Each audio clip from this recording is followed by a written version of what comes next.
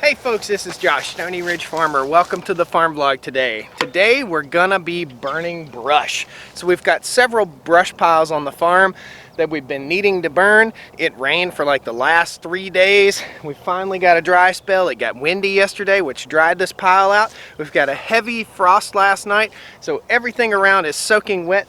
We've called the county, we've done a burn permit, we've also called the fire department and let them know we're burning, and we're gonna light this big pile up and probably light another big pile up on the farm. So come along today, we're just getting some chores done. We'll be cutting some wood, burning some stuff, and having some fun. All right? Woo!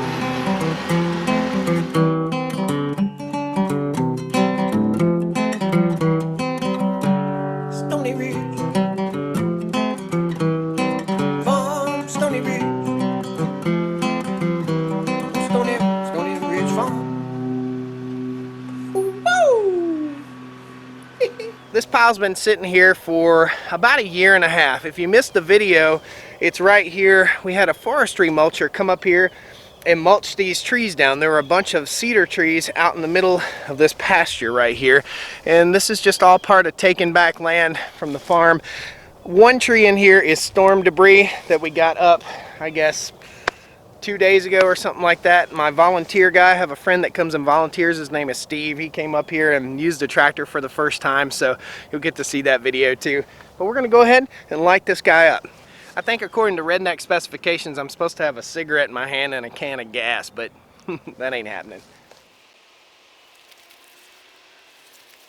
So we've got it lit. Inevitably, the wind is gonna pick up. It always does as soon as you light a fire. I don't know if the fire creates the wind or what. So what I'm getting at is we set the woods on fire right back here probably 6 months ago when we were burning. I gotta move the gator, it's getting a little close. This thing is gonna go up really fast. Hopefully I can get you a cool time lapse.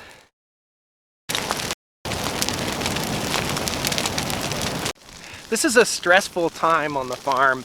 I worry about the fire getting out, so I've got to basically stay up here with it and keep an eye on it. Now, what you need to know about a fire like this is initially it will go up really, really fast.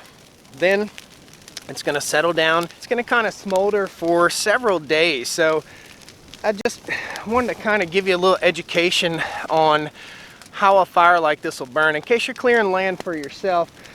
The fire will initially go up and it sends a lot of embers up in the air. If the wind is blowing, it can carry those things like a mile. So you really got to pay attention to what you're doing.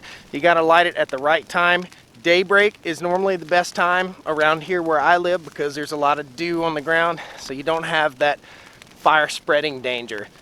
So I'm gonna sit here, I'm gonna babysit this fire for probably 2 more hours, and then I'm gonna go get the chainsaw and start clearing up some storm debris. We've got a lot of trees down on the farm. When I say a lot, I mean upwards of 200 trees are down on the farm. So there's a lot of work to be done. And we have fences going in sometime in mid-December. So Tornado Wire, that's the company that we're going with for our fences, and we'll give you a whole lot more detail on that. But I just got to babysit this fire for a little while, and we'll have some fun with the chainsaw, clearing up some more brush, and I'll take you around. I'll show you some of the trees that are down and some of the stuff we got to get done here. It's just a farm chore day.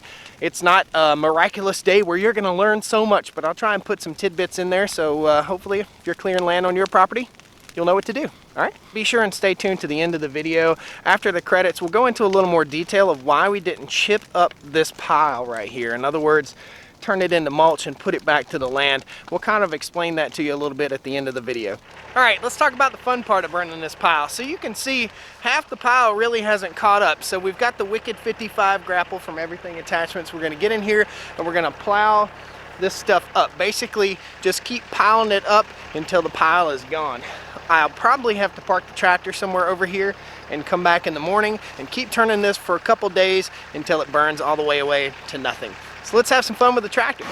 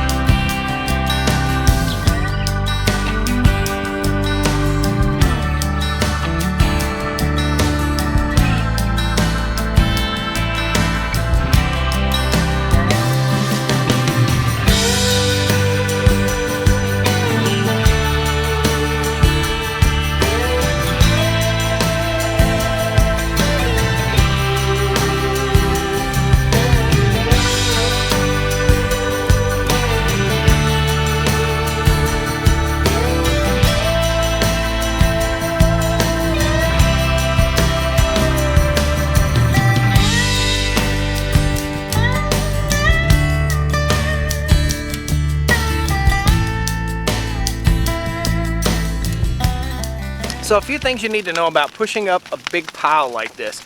Don't do this your first time using your tractor. It can be very dangerous, okay? You can get in that fire.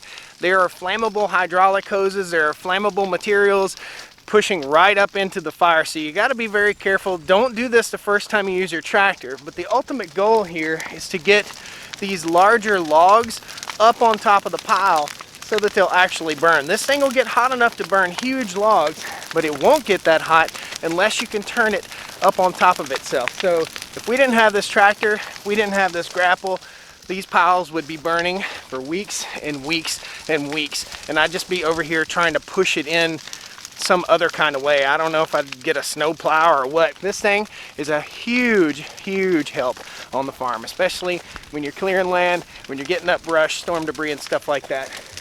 You can see that fire is whipping now. Nice.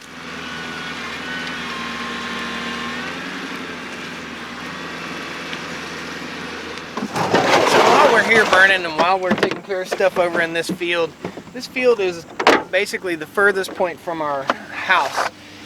I don't pay attention to it too much, but I've got a cherry tree here that's sitting on top of a gigantic rock. And we're gonna go in, we're gonna dress up that cherry tree while we're here, while we've got the opportunity to burn the brush. I'll show you what we're doing. Guys, I might look ridiculous in all this safety gear, but I tell you what, I made a deal with myself that I always wear safety gear when I'm running my chainsaw. And the reason I'm doing this is because I met a guy who lost an eye and he had all his safety gear on. That reminded me, use your safety gear. So I have my helmet and my chaps on. So if you think I look ridiculous, that's fine. I'll still have my leg and I'll still have my eyeballs. Cool. This tree has 3 branches coming off of it, 3 main branches coming out of the ground. And what I want to do is lighten it up a little bit and give one main branch the opportunity to grow into a beautiful tree and get rid of all the scraggly mess that's around it. So what we're going to do is leave the healthiest one. We're going to limb it up, we're going to get everything ready, and then we'll come over here with the grapple, grab it, take it across the field to the burn pile. Cool?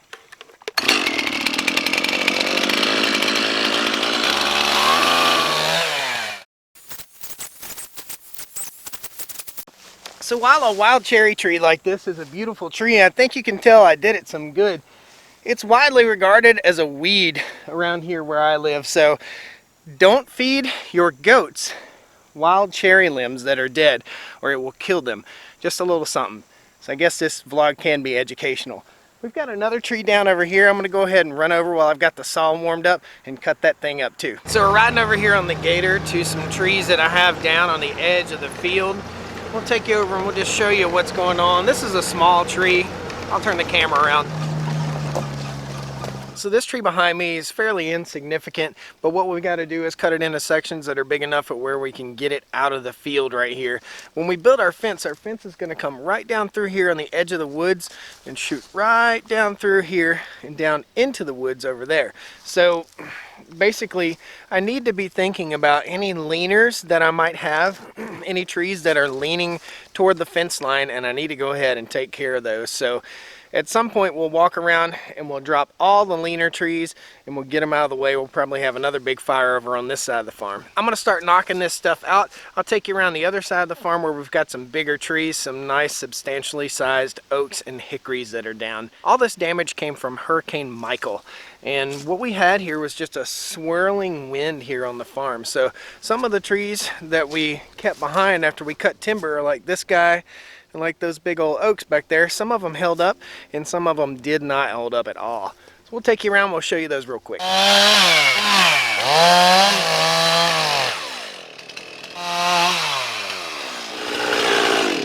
right, let's go to the other side of the farm. Well, I said let's go to the other side of the farm, but first let's go to the front yard. This is the tree that took our power out for, I don't know, 4 days or so. I'll show you. So this is a pretty large hickory tree. I'll show you a little bit. There's the brush. I've gotten a little bit of the brush. So the power company came and just cut it off of their power lines and put our power line back up. But what I've got to do is cut it into sections And what I want to do with this, we're going to have a portable sawmill guy come out and cut some timber here for us. So cut us some lumber out of some of these windfall trees. So I'm going to basically get them all together, get them in a big pile, and I'm going to cut this big stuff. And it doesn't look that big until I get over here on it. Let me show you. Pretty significant. That's a pretty significant size tree. I'm going to say it's through and through about 16 inches or so. So we'll be able to get 2 cuts off of this long tree right here. It's basically 2 16-foot cuts. We'll be able to get 2 cuts out of this tree, so we'll cut it up in preparation for making some lumber with it. So something to consider is this root ball may try and stand back up as we're cutting this tree up. So we got to really be cognizant of that. At the very least, that root ball is going to try and tip up like that. So as we cut the tree, we'll start from the top of it and work our way down.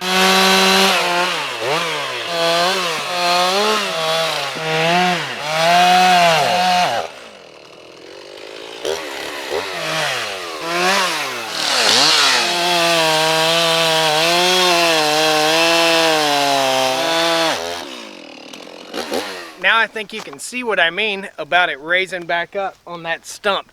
This affords us the opportunity to get down out of the dirt with our log, but you can see it raised up. Whoa! When we go to cut down here, that stump is going to try to stand almost straight back up. You can see it raised up a good 5.5 feet from when I cut this log right here. So something to be aware of if you're cutting a tree on a stump like this. Be aware that stump's going to try and move with you a little bit. So what we'll do with this next cut down at the base of the tree, we're going to go in underneath and take a little cut, probably cut about that deep, and then we'll go in on the top, and that way hopefully it'll just drop right off. This is going to make some awesome lumber. I cannot wait to have it cut up. It's going to be pretty cool, and I'm really digging my MS311 still. Good stuff, good stuff. So let's get to work here. This is going to be the last log we cut on today's vlog, so we'll go ahead and drop this. We'll go back over, we'll check the fire one more time. The fire, last time I checked it, was probably, I guess it was probably as big as a house before when we first got started, and now it's probably about 10 by 10 little area. We'll go back over there, we'll stir that one more time, and we'll cut this log. So let's have some fun. Let's drop this big boy.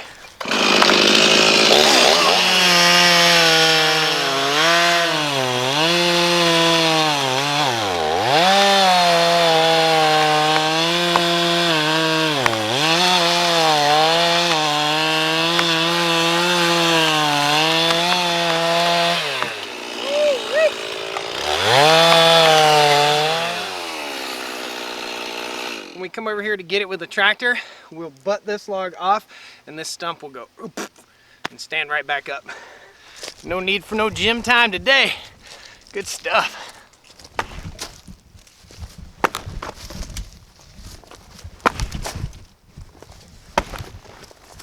All right, I didn't think I'd be able to kick that thing over like that.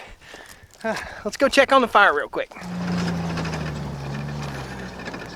That huge pile is now down to a little bit of rubble. So what I'll do is kind of push this up one more time right now. I'll come back about the time the sun goes down, push it up one more time. I'm actually going to go hunting, so I'll probably come back after the sun goes down. Push it up one more time, and then we'll do it one more time in the morning, and that should get it. Pretty cool. Guys, thanks a lot. I hope you enjoyed spending the day with me here on the farm. This is just what's going on. Clearing land, cleaning up brush, and having fun. All right? We'll see you next time. Pound that like button, subscribe to the channel, and I hope to see you again. We'll come on down to the Stoney Ridge. Bring your wife and bring your kids. We're living life pure and sweet.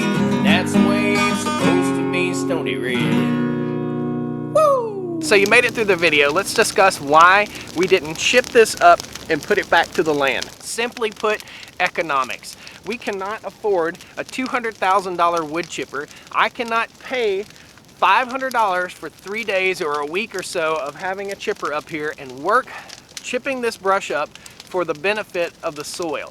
The benefit that it's going to provide to the soil does not outweigh the financial burden that it places on you to chip this kind of stuff.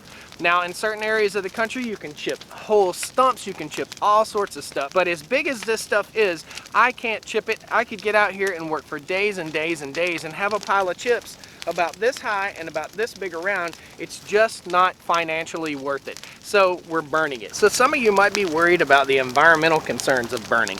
Burning has been going on since the dawn of time. Nature's way of cleaning the land is burning, and as we populate the world, we have less and less burning. You think about it, the Serengeti probably catches on fire once a year and burns off all those weed seeds and burns off all those invasive species. Nowadays, we try to control fire. So if the forest catches on fire out in Colorado, we try to put it out. We spend billions and billions of dollars trying to protect homes, not trying to save the forest, but trying to protect homes. Burning is a part of nature.